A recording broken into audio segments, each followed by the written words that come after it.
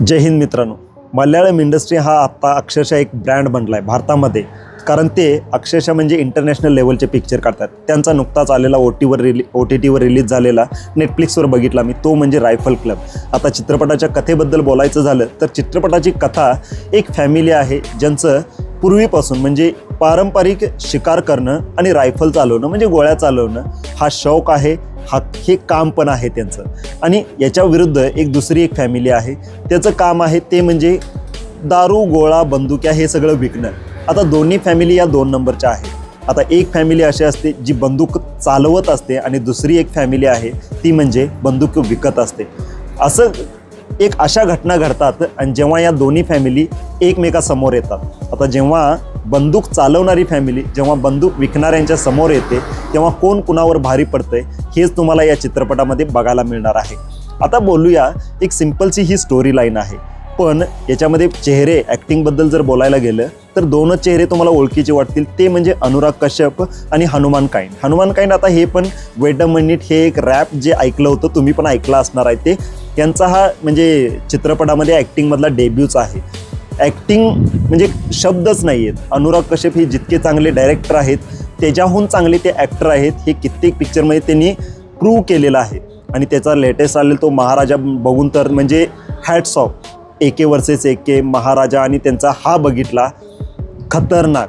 आता याच्यामध्ये त्यांनी तो 2 नंबरचा माणूस प्ले केलेला आहे जो म्हणजे रायफल विकत असतो, रायफल दारू गोळा बंदुक्या हे सगळं विकत असतो आणि त्याचा मुलगा तो हनुमान काइंड असतो.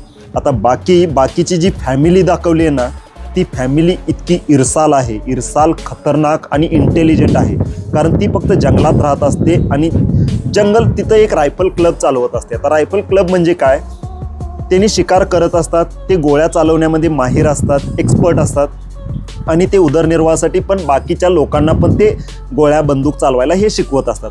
पण ज्या सिच्युएशनमध्ये ही एकत्र येतात एकमेकासमोर त्यावेळचं जे काही घेतलेले आहे ॲक्शन F1. आता पॉझिटिव्हबद्दल बोलायचं झालं तर यातलं जे काय हनुमान काइंडचे यांची एंट्री आहे ती फर्स्ट आणि सेकंडमध्ये ही जी एंट्री आहे त्याच्या मागचं रॅप आणि BGM क्लास लेवलचं.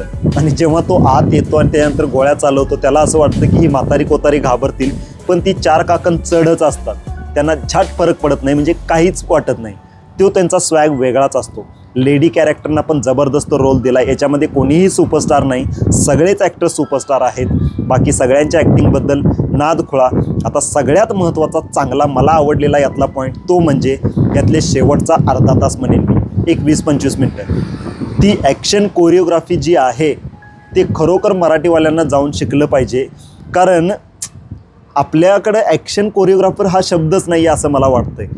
ते घरामध्ये त्या बाईक वगैरे चालवणं आणि तिथं ती काही जी ॲक्शन घेतली ना, हे कसं पॉसिबल आहे आणि त्यांना ते स्टंट सुचतात कसे. मी अक्षरशः त्या ॲक्शनची तुलना करेन टोनी झा यांचे ना enter the dragon, enter the new dragon हे जे बघितले होते ना पिक्चर, हाथी मेरे साथी वगैरे मी बघितले होते, त्या लेवलची ॲक्शन यामध्ये तुम्हाला बघायला मिळणार आहे. टॉप नॉच लेवलची जबरदस्त आहे. एकदा अवश्य बघा रायफल क्लब. निगेटिव्ह पॉईंट एवढाच आहे की स्टोरीमध्ये एवढा दम नाही आहे, पण तुम्हाला मजा देणारा पिक्चर आहे. पिक्चरनं मजा दिली, विषय एंड. एकदा नक्की बघा रायफल क्लब नेटफ्लिक्सवर.